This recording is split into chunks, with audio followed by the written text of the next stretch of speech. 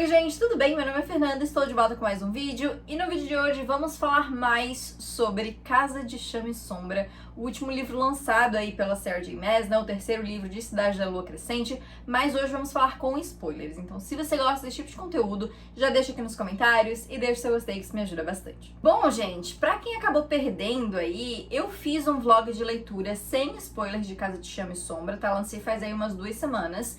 Se você não viu, eu vou deixar aqui no card pra você ir lá assistir.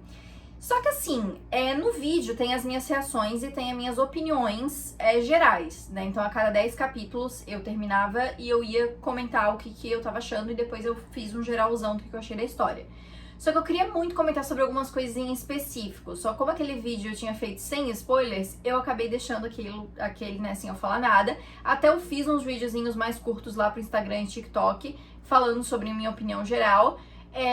Com spoilers daí, né? Mas eu queria fazer um vídeo pra cá, um pouco mais completo, falando sobre todas essas minhas opiniões, né? Principalmente sobre as coisas que eu não gostei, assim, comentar um pouquinho mais desses motivos do porquê que eu não gostei desses pontos em específico.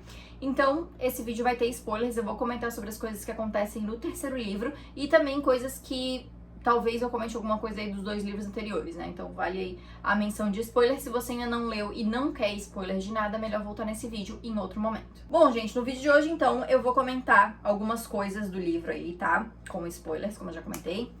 Mas primeiro eu quero falar um geral aqui da minha opinião. Pra quem não assistiu o vlog também, né, não tem que voltar lá. Enfim, se você quiser voltar, eu agradeço. Mas, caso você queira só saber o que eu achei do livro. Assim, eu tinha muitas expectativas antes do livro ser lançado, aí depois que o livro foi lançado, a minha expectativa diminuiu por conta dos comentários negativos, e aí eu fui ler com muito medo do que eu ia ler aí, porque, querendo ou não, eu comecei a esperar algo muito ruim da história.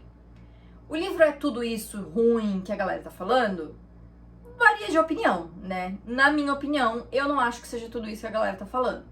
Não acho que seja o melhor livro da Sarah, não é. Não acho que seja o melhor livro da trilogia, não é. Minha opinião, mas também não acho que seja essa coisa horrível que muita gente tá falando. Eu acho que o livro, ele tem momentos muito ruins, eu acho que o livro tem tomadas de decisões ali muito ruins, que eu vou comentar no vídeo de hoje, mas eu não acho que seja pra tudo isso que a galera tá criando, sabe? No vídeo lá do vlog, eu até comentei que eu acho que eu não sabia, tipo, que pra mim não era o pior livro da Sarah. Eu vou fazer uma releitura dos outros livros da Sarah, de Acotar principalmente, mas assim, por enquanto eu mantenho a minha opinião de que eu não acho que seja o pior livro da Sarah, mas fica entre um dos piores. Assim, analisando todos os livros dela, eu acho que fica ali entre os últimos ali da lista pra mim, porque eu esperava algumas coisas desse livro que não foram entregues, sabe? Eu já vou comentar mais sobre isso na parte específica ali. E até porque, assim, a Sarah já escreveu muitos livros, ela é uma autora muito conhecida, e pra mim, ela tinha melhorado muito na escrita dela, sabe? Ela foi evoluindo muito na escrita dela, então era impossível não esperar que esse livro ia ser maravilhoso, sabe? Ainda mais depois do final chocante do segundo. Então foi um pouco decepcionante pegar esse livro assim. Como eu falei, eu não acho que seja horrível, mas não é maravilhoso como eu queria que fosse também. Eu dei 3,5 pro livro, tá? Minha nota aí, que é a minha nota de médio pra bom ali, que casa bem com a minha opinião geral, assim. No vídeo de hoje eu vou estar comentando sobre esses pontos principais negativos, tá? As coisas que eu não gostei muito, as coisas que eu acho que é interessante a gente discutir um pouco. Vou comentar também sobre o que eu acho do futuro da série. Eu não vou comentar sobre pontos positivos, porque assim, o que eu não falar no vídeo de hoje é porque eu achei ok ou eu gostei, tá? Então eu acho que não tem sentido eu ficar falando sobre os pontos positivos, porque é só tirar as coisas negativas que eu vou falar aqui no vídeo de hoje, tá? Mas é isso, então, vamos começar, que temos alguns pontos aí pra discutir. Vamos começar, então, com o primeiro grande enredo, que foi o maior cliffhanger que a gente teve no livro passado, que é a Bryce em Preacher, né? Eu acho que todo mundo surtou quando o livro terminou nesse ponto da história. Eu já tinha pego esse spoiler, muita gente pegou esse spoiler, inclusive, na época do segundo livro. Eu fiquei muito brava, inclusive, na época, porque era o maior plot twist, assim, da história. E eu acho que todo mundo tava esperando muito desse cliffhanger nesse livro, né? Eu tava, assim, super teorizando o que ia acontecer. E eu fiquei muito decepcionada. Porque, assim, falando em questões de narrativa, eu não acho que a Bryce ter ido pra Preacher fez tanta diferença. Assim, pra mim, a única coisa real que acrescentou a história, que não poderia ter acontecido de outra forma, é ela ter conseguido a adaga, né, que é a reveladora da verdade, né, que é a adaga do Wes, que é gêmea da Aster, que era a espada ali do Room e da Bryce, enfim. Porque, assim, todas as outras coisas que acontecem em decorrência desse crossover, né, da Bryce ir pra lá, poderia ter acontecido de outra forma, entendeu? A Sarah poderia ter colocado de outra forma na história. A Bryce descobrindo sobre o passado dos féricos, não sei o que, blá blá. Poderia ter acontecido em qualquer outro lugar. Poderia ter acontecido na caverna lá, onde eles vão no final, lá em Avalon. Sabe? E o contato mesmo que ela tem ali com os personagens de ACOTAR não fez tanta diferença. Pra mim. Né? A personagem que acaba aparecendo até mais é a Nesta. Eu acho que ela acaba impactando um pouquinho mais do que os outros personagens. E aí eu não sei se isso vai ter algum impacto no futuro de ACOTAR. Mas assim, no momento, nesse presente momento que a gente tá avaliando só o terceiro livro, não os livros que podem vir, eu acho que nesse momento esse crossover não precisaria ter existido, sabe? Eu acho que a Sarah poderia ter inventado qualquer outra coisa pra colocar, e eu acho que foi muito mais um fanservice do que algo necessário da narrativa pra história acontecer. Isso quer dizer que eu não gostei? Não, eu amei as cenas lá. Eu amei. Só que assim, já que ela quis colocar esse crossover, já que ela quis trazer essa junção de mundos e coisa e tal, e referências, enfim, eu acho que ela poderia ter feito mais bem feito, sabe?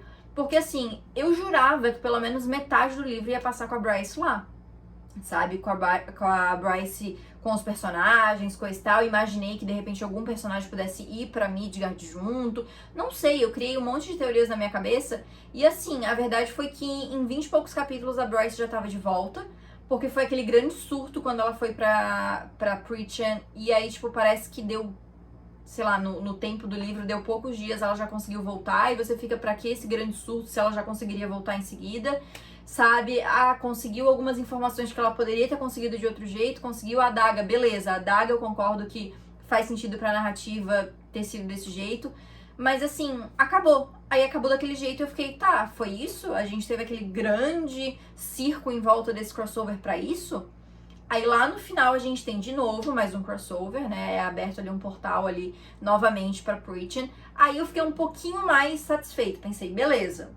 Não foi só aquilo, pelo menos, né? Pelo amor de Deus, porque eu tava achando muito, sabe, fazer todo esse escarcéu em cima desse crossover pra só ter sido aquilo. Então, quando teve no final, me deu até uma aliviada, assim, ok, teve mais um motivo, estabelecer conexões ali da Nesta com os pais da Bryce, coisa e tal. A máscara, apesar de que também eu acho que se a Sarah quisesse, ela poderia ter inventado um outro artefato, um outro jeito pra Bryce controlar ali os mortos e coisa e tal, pro plano dela. Mas beleza, terminei o livro com uma sensação de, tá, beleza, não sei pra onde que isso tá indo ainda, não sei se a Sarah vai pegar essa história de novo e levar pra mais algum lugar, mas assim, acabou que no fim eu gostei um tiquinho mais do que quando eu tava na metade do livro, assim, né, porque quando eu tava na metade do livro eu tava muito indignada de que tinha sido só aquilo. Aí quando chega no final e eu vi que, beleza, teve mais uma outra coisa ali acrescentando na história, até ok, assim, melhorou um pouquinho a minha opinião. Ainda assim, acho que esse crossover tinha muito mais espaço para ser explorado, tinha muito mais coisa para ser aprofundada, e eu acho que ficou muito superficial. Os personagens de ACOTAR mesmo quase não aparecem. A gente tem um foco um pouco maior na Nesta e no Ezreal, né? Maior ainda na Nesta. Mas, tipo assim, tem personagem que nem aparece. A Feyre, que é a grande protagonista dos 3 primeiros livros, não aparece, sabe? O Rhys aparece um tiquinho no início da história e não aparece mais. E eu entendo que não dava pra mostrar todo mundo, porque a gente tem uma limitação de páginas. Mas assim, eu esperava que a própria Bryce fosse conhecer mais pessoas enquanto ela estivesse lá, sabe? Fosse conversar com mais pessoas, fosse conhecer mais do mundo ali. Não, ficou muito restrito a um cenário só, a uma narrativa só, que era ela descobrindo ali as coisas. E eu acho que se perdeu muito do que poderia ter sido trazido aí com esse crossover mesmo, sabe? Então, eu fiquei com essa sensação de que gostei, mas poderia ter sido muito, muito, muito melhor. Outra coisa em relação a esse crossover até Quando eu tava lendo, eu confesso que eu fiquei até com uma raivinha da Bryce, porque a Bryce ficava o tempo todo tentando escapar ali da Nesta e do Ezreal e coisa e tal. E enquanto eu tava lendo, eu sei que fazia sentido tanto a Bryce não confiar na galera ali, quanto a galera não confiar na Bryce, porque ninguém conhece um ao outro e, né, ambos os lados já enfrentaram ali pessoas e perigos muito grandes. Então é óbvio que você não vai confiar de primeira. Mas eu não sei se é porque eu já conheço a Kotaro há mais tempo, os personagens, eu sou mais apegada a esses personagens há mais tempo, que eu fiquei meio com raivinha da Bryce, assim, um dos momentos em que ela, tipo, não confiava nos dois ali. E eu super entendo que ela não confiava, mas ao mesmo tempo eu ficava, pô, Bryce, para, sabe? Enfim, só um fun fact aí mesmo, que não é nada a ver com a história em si, é mais em relação, à minha opinião, aos personagens mesmo, né? E olha que eu gosto da Bryce, tá? Mas é só porque tenho mais apego aos outros personagens, então eu ficava tipo, você pode confiar neles, confia neles. Mas eu sei que é outra questão, assim, né? Mas enfim, em relação a esse crossover, essa foi mais ou menos aí a minha opinião, sabe? Eu achei que realmente poderia ter sido tão melhor, tão melhor aproveitado na história, sabe? Não sei se isso vai ser trazido de novo nos próximos livros. A gente teve outras referências que eu vou comentar no final desse vídeo, que de repente podem ser trazidos aí nos próximos livros. Acredito que o final também vai de repente impactar no próximo livro de ACOTAR, porque a gente tem a Bryce devolvendo a adaga e dando a espada pra Nesta, e comentando sobre a tatuagem estrelada que a Nesta tem também. Então eu acho que de repente isso pode ser um pontapé para um próximo livro de ACOTAR, né? Eu até vi algumas teorias de pessoal falando aí, eu achei, e tipo, do que a Sarah pode trazer no próximo livro, e se ela trazer eu vou detestar, tá? Mas, assim, pode ser que isso seja algo que vá ser desenvolvido no próximo livro aí, de ACOTAR principalmente, né? Então, se for, vamos ter que esperar pra ver como que ela vai trazer isso também.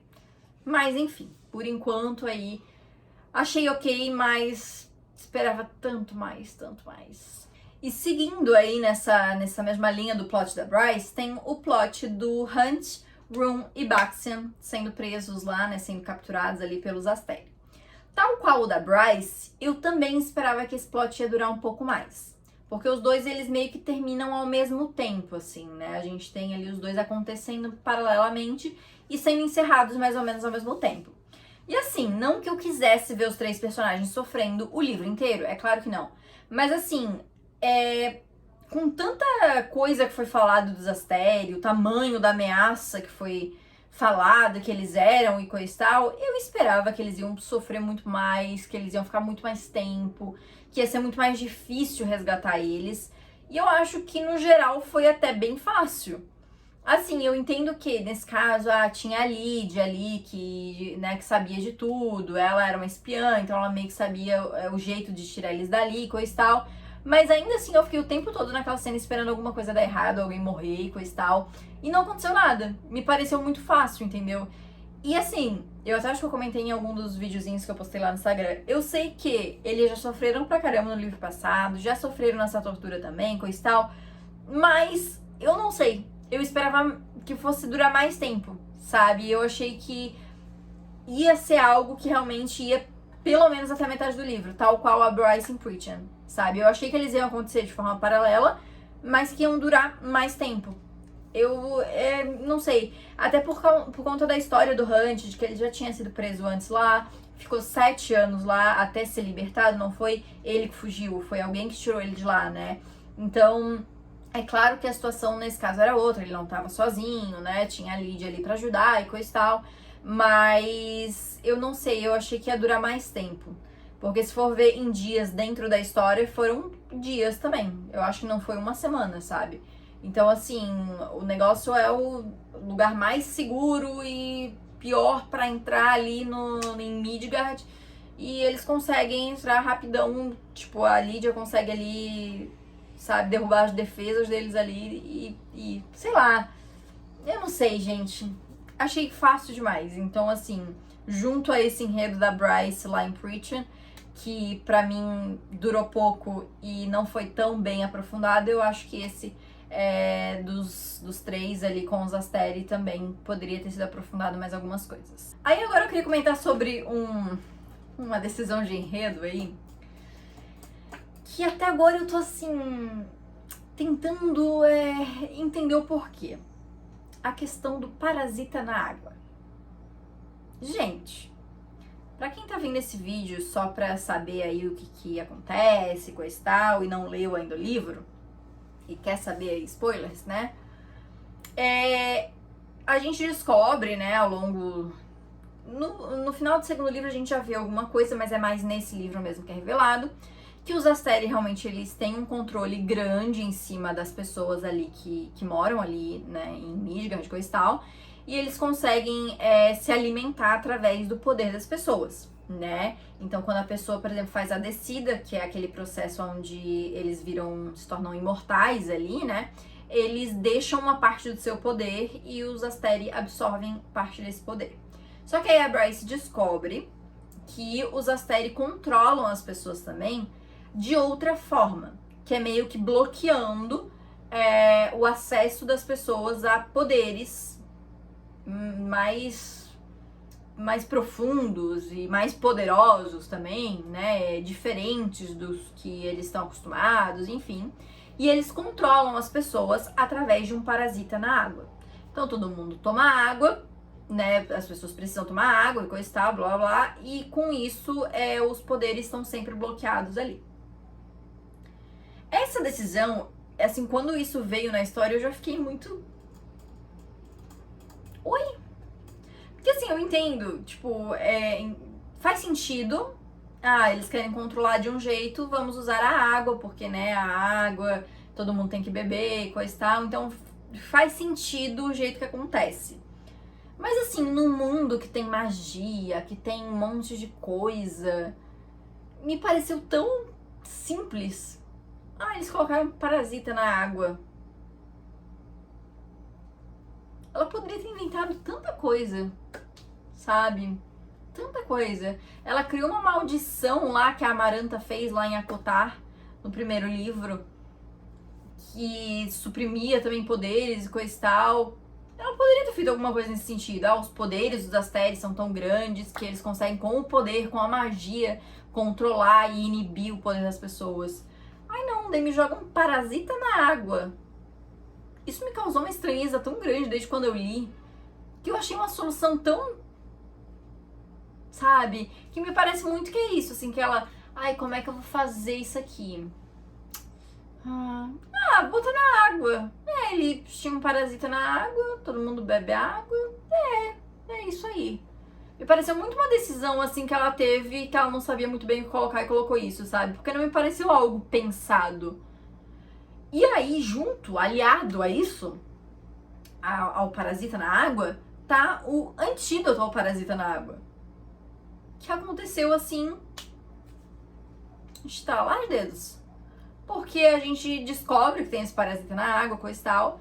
Aí tem um momento em que o Ethan e a Hypaxia, eu nunca sei falar o nome dela, Hypaxia, enfim, eles se encontram com a Bryce, coisa e tal, e aí a Bryce conta desse parasita na água, e ela pede pra Hypaxia ali fazer um antídoto pra galera beber, pra ter acesso aos seus poderes normais, né? E aí a Hypaxia até fica, não sei se eu vou conseguir, coisa e tal, blá blá blá. Não, você já fez lá o antídoto lá no primeiro livro, coisa e tal, então eu confio que você vai conseguir. Beleza. Deu, sei lá, 2 capítulos, ela tipo, não, eu consegui, tá aqui o antídoto, bebita. Eu fiquei, nossa, o negócio que até 5 minutos atrás você tava falando que não sabia se ia conseguir, já conseguiu, já... Aí beleza, tipo, colocaram umas dificuldades ali, porque tem que ter um negócio pra estabilizar, né, que no caso eles usaram o relâmpago do Hunt pra estabilizar o antídoto ali, coisa e tal. Tinha que testar ainda, coisa e tal. Mas assim, no fim nada disso fez diferença, porque algumas pessoas conseguiram tomar e depois ela conseguiu reproduzir isso. Eu achei isso tão simples, tão... E esse tipo de coisa me deixa indignada na história, porque como eu comentei ali na parte da opinião, pra mim, quando eu li o primeiro livro Cidade da Lua Crescente, o primeiro livro, ele era muito detalhado e ele era bem complexo, bem denso, assim. Eu, particularmente, eu gosto de fantasia, assim, que tem muito detalhe, que você tem que ler com paciência, com calma, pra entender. É que tem coisas conectadas umas às outras e tal. E eu gosto disso. E aí, quando a gente pega esse terceiro livro e a gente vê decisões como um parasita na água e um antídoto criado em 5 minutos, eu fico pensando, cadê aquela complexidade? Cadê aquela coisa que a Sarah estava trabalhando no primeiro livro? Me pareceu muito que ela só queria, qualquer coisa, e inventou uma desculpa, inventou um jeito ali e escreveu na história, sabe? Então, assim, eu não sei, talvez se fosse em outro livro eu não ia me importar tanto. Mas é porque comparado ao que eu esperava da história, a complexidade que vinha se criando, sabe? O que eu achava que viria, eu fico muito decepcionada realmente, sabe? Muito pensando o que aconteceu aqui. Então é isso, assim, foi uma das decisões de enredo que ela tomou ali, narrativa de, não vai ser desse jeito, que pra mim não colou. Pra mim não colou, assim. Como eu falei, faz sentido o funcionamento do negócio, mas não faz sentido dentro dessa história, sabe? É um negócio muito simplista, muito qualquer um pode fazer. E pra mim, assim, que já conheço a escrita da Sarah, que gosto da escrita da Sarah, eu acho que ela poderia ter feito algo muito melhor, muito mais complexo dentro da história, sabe? Então, isso me deixa bem decepcionada, essa é a palavra mesmo. E aí vamos falar agora sobre os dois personagens mais irrelevantes de Casa de Chama e Sombra, Tyrion e Ethan. Pra que esses dois? Me explica. Eu vou começar com o Ethan, porque assim, eu acho que ainda o Ethan tem um pouquinho mais de importância do que o Tyrion. Porque assim, é no ponto de vista do Ethan que a gente vê a questão da Jezebel, o passado dela, onde a gente vê o ponto de vista da Hypatia e tal. Tem todo o esquema ali dos lobos e coisa e tal, mas que honestamente não ligo. Mas tem uma importânciazinha um pouquinho maior, né? Agora, o Tyrion faz o quê? Vai fazer 2 semanas que eu terminei o livro, eu ainda não entendo qual que é a importância, o significado dele pra história. Começando com o Ethan, vamos lá. Ele era um personagem que eu até achava ok no livro passado, achava legal, coisa e tal. Ganhou ponto de vista no livro passado. Nesse livro eu entendo que o ponto de vista dele também era pra mostrar, ele era o único personagem ali dos pontos de vista que tava fora do eixo central ali, porque tem uma hora, na verdade começa com meio que cada um num canto, mas depois se reúne e basicamente o Ethan é o único longe desse núcleo central. Eu entendo que era pra mostrar ali e tal, a gente tem a situação com a Jezebel, que vai retornar no final do livro, quando ela dá a vida dela pra Bryce, coisa e tal, aquela coisa toda. Mas assim, eu achei muito desinteressante. Tiveram cenas muito legais, tá? Não vou ser hipócrita aqui, tiveram cenas que eu gostei muito, como por exemplo a cena do Ethan matando a Sabine. Adorei essa cena, achei muito legal, ele sendo nomeado ali o primo dos lobos, coisa e tal, gostei. Mas assim, no geral, as cenas dele eram muito... Porque assim, ele trouxe um plot que, honestamente, até agora eu tô entendendo pra que esse plot. Que é o plot ali da Sigrid, a descendente Fendir ali que tinha. Que era prima da Danica. Eu nunca sei falar o nome dela, gente. Mas enfim. Porque no livro passado, ele vai resgatar ela lá do cara lá que mantinha ela presa como uma mística lá, né? Aí, logo no início desse livro, ele mata ela, sem querer, mas mata ela. Aí ele passa, basicamente, quase o livro inteiro tentando ressuscitar ela, pra fazer dela a prima dos lobos.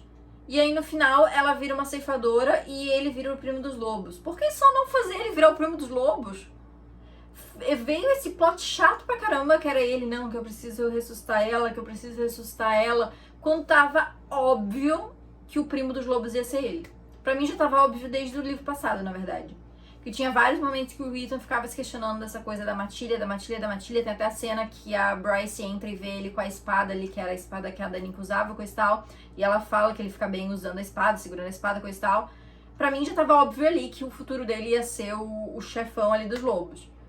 Pra que enfiar um plot da menina lá, da herdeira, não sei das quantas, se no final não fez diferença? Não sei. Não sei se isso vai voltar no futuro, não sei se isso vai ter alguma relevância no próximo livro. Mas, assim, sabe, eu terminei o livro só pensando, pra quê? Né?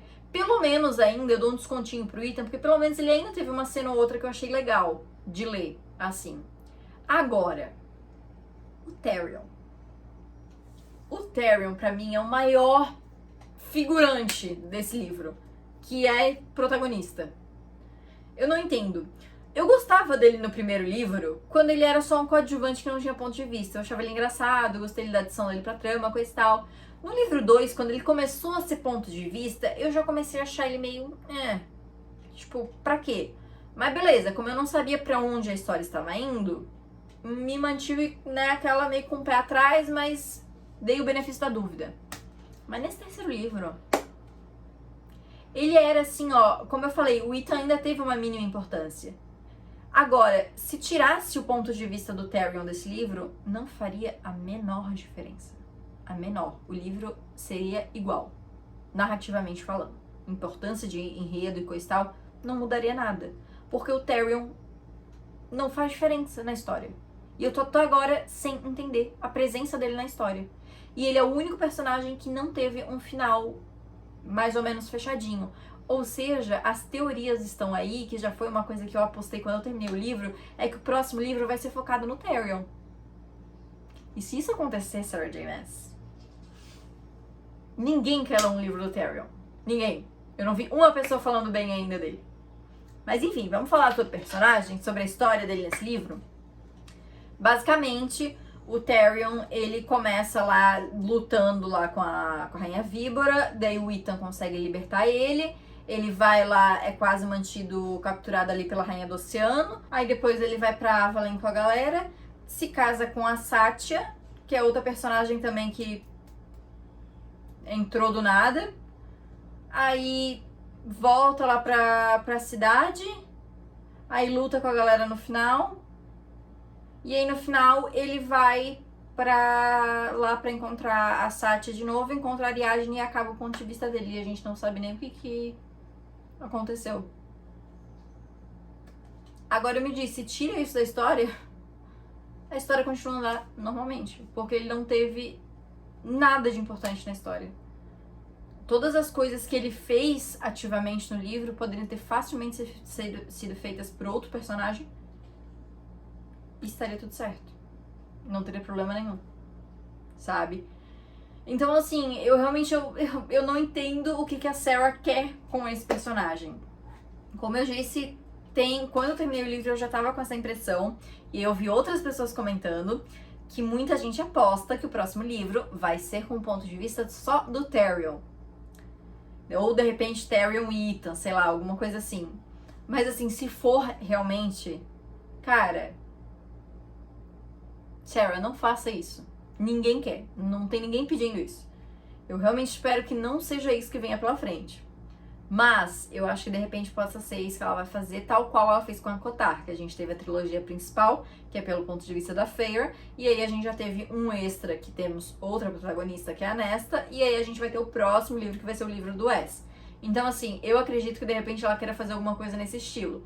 De que o próximo livro vai ser focado em outro personagem, e aí o próximo em outro, sabe? Alguma coisa assim. Mas, enfim, eu já vou comentar sobre o futuro da série, o que eu acho do futuro da série. Mas, basicamente, gente... Eu detestei o ponto de vista do Tyrion. O Ethan, eu até detestei também, mas até, ok. Agora, o do Tyrion, realmente, pra mim, é um grande surto a Sarah colocar ele nesse livro. Aí, uma outra coisa que eu queria comentar é sobre a Bryce e o Hunt como casal nesse livro. Porque, assim, eu tinha visto bastante gente falando que a Bryce estava muito chata nesse livro, coisa e tal, blá, blá. Eu confesso até que eu não tive muito problema com ela apenas, sabe? Ela é irritante em alguns momentos, e coisa e tal, mas pra mim ela já era nos outros livros, e eu gosto disso, eu acho ok, não me incomodo muito com isso não.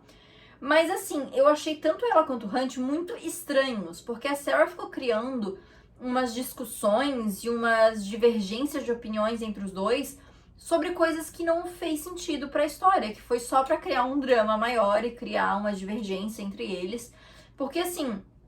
Quando os dois se reencontram ali depois dela voltar de Preach, né, e do Hunt ser libertado ali, coisa e tal, enfim, os dois, logo que eles se encontram, eles já têm uma leve discussão a respeito da culpa que o Hunt tá sentindo. E aí a Bryce quer dizer pra ele não sentir essa culpa, quer meio que forçar ele a não sentir essa culpa. O Hunt não concorda. E aí eles ficam meio naquela de tipo, beleza, não vamos brigar, vamos brigar. Tipo, caramba, a guria acabou de ir pra outro planeta, pra outro mundo, outra dimensão, sei lá. O cara tava sendo torturado pelos seres mais poderosos do planeta. E eles vão brigar agora, tipo, por um motivo tosco. Aí em vários momentos ficou nessa, a Bryce falando pra ele, não, porque eu preciso de você inteiro comigo, não sei o quê. E aí depois ele se preocupando pela questão dele ter sido criado pelo inferno. Cara, sabe, umas coisinhas assim, uns motivos que nessa altura do campeonato não fazem sentido. Porque nessa altura do campeonato, os dois já eram pra estar como um casal estabelecido, enfrentando outras coisas. Não que eles não possam ter discussões, né, não possam... Mas assim, cara, dê motivos melhores então pra eles terem discussões, pra eles discordarem de coisas. E não motivos bobos, sabe? Ai, não, porque você não pode sentir culpa. Oi! Eu achei os dois muito, muito estranhos. E assim, quando eu li o primeiro livro a primeira vez, eu confesso que eu não tinha gostado tanto do casal. Eu tinha achado eles bem qualquer coisa. Até porque a Sarah J. Maas, eu fiquei naquela, será que eu shippo? Será que eu não shippo? Aquela coisa assim. Mas quando eu reli o primeiro livro pra eu poder ler o segundo, eu gostei muito mais. Tanto que do Hunt eu já não tinha gostado muito. Aí eu passei a gostar na releitura. Nesse livro, pra mim, cara, os dois caíram tanto depois do segundo livro. Mas tanto. Eu achei eles estranhos como casal. E o Hunt eu achei ele estranho como personagem. Sabe? Eu achei que tinha alguma coisa muito fora dos dois primeiros livros pra mim. Sabe? E aí criou essas coisinhas entre os dois que pra mim, sabe? Não sei, eu não gostei, assim. E foi algo que eu gostei muito no segundo livro, que foi o desenvolvimento desse romance dos dois. E nesse parece que a Sarah não sabia o que fazer, sabe?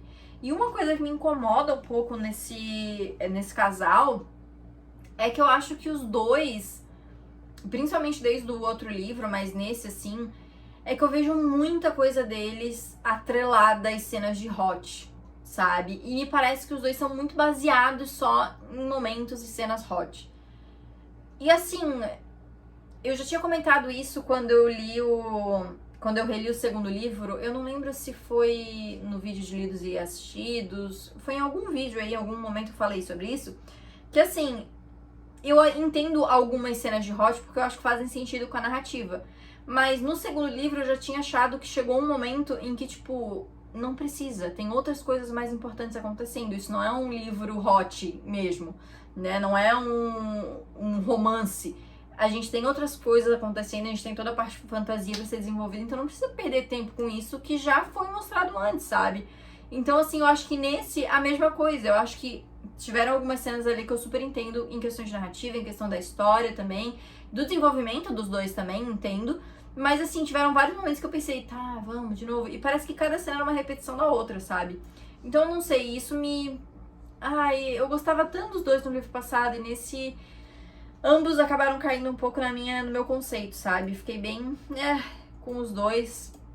E é isso, assim, infelizmente... Novamente, não sei se eles vão voltarem voltar a ser protagonistas aí, mas se voltar eu espero que seja de uma forma melhor e que a Sarah não fique trazendo essas picuinhas, essas coisas, e desenvolva mais eles, sabe? Mais os dois ali, enfim. E agora eu quero comentar sobre o último ponto negativo, antes de comentar mais uma coisa e depois falar sobre o futuro da série, tá? Que é o final da série. O final do livro, né? Porque assim, a gente sabe que vão ter mais, esse não foi o último livro da série. Então eu não esperava que todo o enredo dos Asteri fosse ser encerrado nesse livro. Eu tava achando que, assim, de repente a Bryce ia conseguir matar um Asteri, alguma coisa assim, e aí alguma coisa ia acontecer, e ia ficar pro próximo livro eles descobrirem como derrotar todos eles, sabe? Alguma coisa assim. Mas não, foi tudo tão simples, tão rápido. Eu esperei alguma coisa, porque se a gente tem por base os outros livros da Sarah, cara, a gente teve finais, assim, grandiosos. Em questão de, realmente, como vamos terminar isso aqui, como é que a série vai encerrar e coisa e tal. cara, a gente tem batalhas, e a gente tem guerras, e a gente tem um monte de coisa acontecendo. E esse a gente, assim, até tem a galera se reunindo ali, né? Os príncipes do inferno que trazem ali os exércitos deles, coisa e tal. Mas essa parte vem no final já. E assim, a gente não vê nada deles realmente da história. A gente vê muito pouco. Então, assim, me pareceu que basicamente a Bryce conseguiu matar os 6 Astérios facinho. Não foi ela que matou os 6, né? Mas ela matou os 5. Tipo assim, ela mata um, aí depois eles sentem que outro morre ali, né? Que eu acho que foi o Apollyon lá, o príncipe do inferno que mata. E aí no final ela consegue matar 4 numa tacada só. Ela manda eles pra um buraco negro e mata eles lá. E aí isso faz eu perder um pouco da seriedade, da grandiosidade que esses vilões representavam, sabe? Que a gente tem, ai não, porque eles são os mais poderosos, daí a gente vai lá pra Kotar e eles falam, não, realmente, essa galera aqui é só um mito hoje em dia, mas eles eram perigosos, daí a gente descobre que realmente, nossa, muito perigosos eles lá, aquela coisa toda. E, tipo, a Bryce basicamente conseguiu derrotar ele sozinha? Como assim? Aí nos outros livros da Sarah a gente tem batalhas e guerras e gente morrendo e um monte de... o livro inteiro sendo dedicado só pra batalha, só pra isso, só pra aquilo. E nesse acabou em tipo 40 páginas. Não sei nem se chega nisso. Esse final mesmo, sabe? Então eu cheguei nesse final, eu terminei e pensei, é isso? Isso vai bater com o que eu vou falar do futuro da série, mas assim, eu realmente terminei o livro muito confusa. Porque eu fiquei, ué, vai ter mais livro? Não vai? Já acabou? Os Asteri? Eles não eram uma ameaça super perigosa? O que aconteceu? Eu jurava que ia ter um crossover tipo Vingadores Ultimato, que ia vir a galera de Akotara, a galera de Trono de Vidro, sabe? E não. Basicamente a Bryce conseguiu matar todo mundo sozinha. Eu sei que não foi sozinha, mas assim... Enfim, né? O final ali realmente me... Eu tava começando a gostar mais do livro. Aí pegou o final, aí deu uma baixada novamente, aí é a minha opinião, infelizmente. E aí, antes de comentar sobre o futuro da série, eu quero comentar sobre outra coisa aí com spoiler, tá? Que essa coisa eu gostei, tá? E eu vou comentar porque eu queria falar sobre isso em específico, que são as referências a Tronos de Vidro. Gente, eu surtei com as referências de Tronos de Vidro, assim, vocês não tem noção, não tem noção. Que eu já tinha pego algumas referências nos outros livros. Teve uma que eu não lembro se foi no primeiro ou no segundo livro, que o rei Otonal lá, ele fala pro Rum, se eu não me engano, ah, porque os nossos antepassados poderiam queimar florestas e não sei o que, blá blá blá, e eu já, opa, queimar floresta, me parece uma personagem aí de Trono de Vidro, já fiquei com as anteninhas ligadas.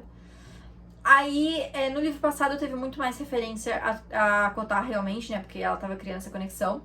Mas nesse livro a gente teve as conexões, então, com o Trono de Vidro, o que me faz questionar bastante. Mas vamos lá, uma coisa de cada vez.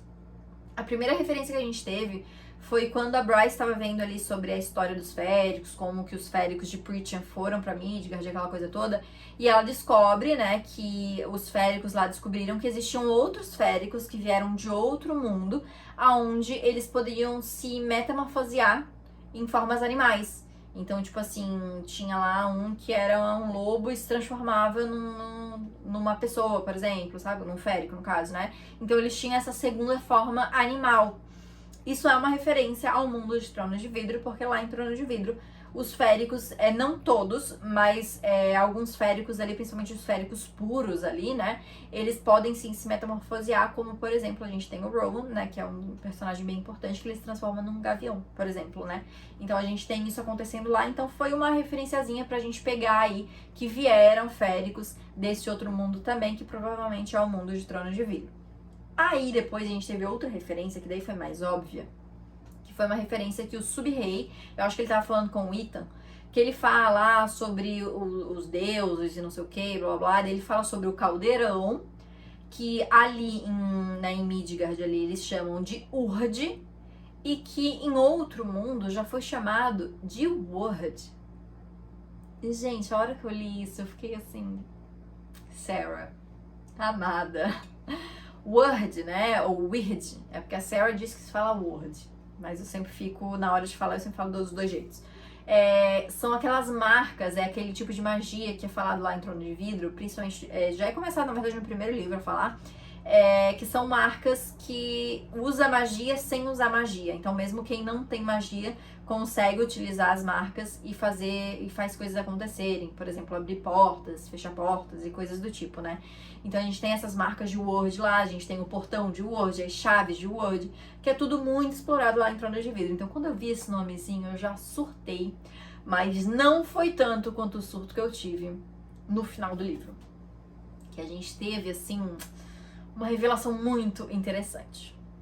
Eu já tinha, eu confesso, que tentado estabelecer uma conexão entre a Day e a Aelin de Trono de Vidro. Né? A Day é a Lídia, só que ela se apresenta como Day lá no segundo livro. Porque ela se apresenta como essa figura de fogo e coisa e tal. E aí depois, quando é revelado que é a Lídia, eu pensei, cara, a Lídia, que tem uma forma de um cervo, que é loira, né, se apresentou com essa coisa das chamas, coisa e tal. Achei que poderia ter alguma coisa aí, mas acabei largando. E aí nesse livro é revelado que ela tem 2 filhos. E aí lá no final, eu não sei se em algum outro momento do livro ela chama ele pelo nome inteiro. Eu acho que não, eu acho que ela só chama ele de Bran durante o livro. Eu acho, mas eu não tenho certeza, tá? Porque eu não percebi, eu só percebi no final, que é quando ela chama ele de Brennon. Na hora que eu li Brennon, o meu cérebro, ele já fez assim, opa! Porque a Sarah não ia colocar 2 nomes iguais nas 2 séries por nada, né? Pra quem não leu Trono de Vidro e não sabe, né, quer saber qual é essa referência, existe um personagem lá em Trono de Vidro, que na verdade ele já tá morto quando começa a história, que ele é um rei muito antigo, que se chama Brennon. E aí, quando eu li esse Brennon, ele é importante pra história de Trono de Vidro, tá? Por isso. Eu fiquei, ué, peraí que tem alguma coisa. A Sarah não ia botar isso pra nada. E aí, logo em seguida, a gente tem a Lídia revelando que, né, na narrativa dela, ali na cabeça dela, que a família do pai dela, né, ele descende daqueles féricos que se metamorfoseavam, que vieram da outra dimensão. Então, por isso que eles podiam se metamorfosear ali, ela se metamorfoseia em cervo ali, né? E ela acabou descobrindo, então, que a linhagem dela vinha da linhagem de um antigo rei férico chamado Brennon, que tinha um poder de fogo e que tinha... Ela fala alguma coisa com os cervos também, que tinha poderes com os cervos, conversa com os cervos, eu não lembro agora exatamente o que é falado no texto. Gente, se você voltar pra ver o meu vlog de leitura... vai ter o meu último grande surto, que foi meu grande surto do livro. Foi esse. Esse foi meu grande surto do livro. Não foi nada que aconteceu, tipo, na história. Foi essa conexão. A hora que eu vi, comprovado, que Lídia tem conexão com Aelin, meu amor, surtei. Eu surtei, porque assim, era o que eu estava esperando, entendeu? Eu falei do Brennon, mas é porque o Brennon, ele é o... A Aelin é descendente do Brennon, né? E a Aelin é uma personagem muito importante de Trono de Vidro, né? Então, assim, quando eu vi isso, eu só aqui... Ai, surtei. E aí eu amei, porque eu amo a Aelin, né? E eu amo a Lídia. Nesse livro ela se tornou assim, ó... Ela foi minha personagem favorita do livro, foi a Lídia. Então, assim, quando eu vi que tinha essa conexão, e aí a gente descobre que, na verdade, a Lídia também tem poder de fogo nesse livro. Nossa, gente, foi maravilhoso. Foi maravilhoso descobrir essa conexão aí. E a gente agora fica especulando pra saber o que a Sarah vai fazer com essa ligação aí entre essa outra série dela, né? E isso pega diretamente com o meu próximo e último ponto final aí do livro, que é o futuro da série. Como eu já comentei, a gente sabe que vão ter mais livros. A princípio vão ser 4, mas já ouvi gente falando que vão ser mais, então eu não sei. Eu acho, tá, pra mim, que a história da Bryce, do Hunt, da Lydia, do Rune já tá muito fechadinha. Eu acho que não tem necessidade de trazer eles como protagonistas de novo. Porque eu acho que tudo que tinha pra ser desenvolvido desses personagens já foi desenvolvido. Eu acho que não tem mais nada do que mexer neles, sabe? Por isso que eu acho que tem essa probabilidade de um próximo livro ser focado nesses outros personagens secundários. Então, o Tyrion, o Ethan, de repente a Ariadne, o Flynn, esses personagens que apareceram na história mas não tiveram um final, sabe? Então eu realmente não sei o que esperar disso. Eu não sei se realmente vai ser isso. Se for, eu confesso que eu vou ficar bem decepcionada, porque eu não sinto conexão com esses personagens pra acompanhar eles no próximo livro, sabe? Eu realmente não sinto, então eu não sei. Será que os Asteri vão dar um jeito de voltar no próximo livro? Será que é isso que é o grande plot twist do próximo livro? Será que a gente vai ter uma outra conexão com a Kotar? Será que agora o mundo que vai se abrir ali pra Midgard vai ser o de Trono de Vidro? Será que vai aparecer essa galera ali? Porque fazia sentido a Bryce abrir o portal pra lá por conta das lâminas ali, os semelhantes se atraem, aquela coisa toda. Mas será que faz sentido abrir pra lá? Será que essa referência que a Sarah colocou a Trono de Vidro é só uma referência? Ou não, ou ela quer mexer com alguma coisa? Porque eu não acredito que a Sarah ia colocar só pra colocar, entendeu? Pô, ela colocou que a guria é da mesma linhagem, entendeu? Então, eu não sei, eu não acho que vai ser só isso. Quero que sejam trazidas as pessoas de Trono de Vidro? Não sei. Como eu já comentei, é a minha série preferida e eu acho que ela teve um final muito bom. E eu fico meio assim de mexer, sabe? De a Sarah tentar mexer e trazer esses personagens de volta. E. Ai, não sei. Eu acho que eu prefiro que não. Eu acho que eu prefiro que seja só uma referência, sabe? Mas enfim, ainda não, pelo menos no momento que eu estou gravando isso aqui, não tem notícias nenhuma de uma sequência, o que vai ser, quando que vai ser lançado, nada. Mas eu acho que tem essa probabilidade aí de ser focado nesses personagens. Se não for focado nesses personagens, né, e a gente tiver de novo Bryce, Hunt e galera ali sendo trazidos como protagonistas, eu não sei o que mais pode ser trazido. Só se realmente os Asteri forem voltar, alguma coisa assim, porque eu acho que não tem motivo pra eles voltarem, realmente, sabe? Mas é isso, né? Vamos esperar aí por notícias dos próximos capítulos.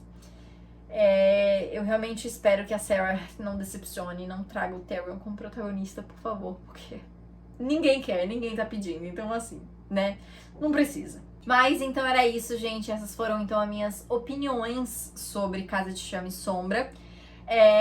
Como eu falei, gente, no geral eu gostei, tá? Mas esses pontos principais que foram os que mais pegaram pra mim na hora de olhar o livro como um todo, na hora de avaliar e tudo isso. Mas deixem aqui nos comentários o que vocês acharam. Deixa aqui também o seu gostei, que isso me ajuda bastante. Se inscreve no canal se você ainda não é inscrito e não esquece de ativar o sininho pra não perder as notificações. E me segue também no Instagram e no TikTok pra não perder o meu conteúdo literário. Então é isso, gente. Muito obrigada por ter assistido e a gente se vê no próximo vídeo.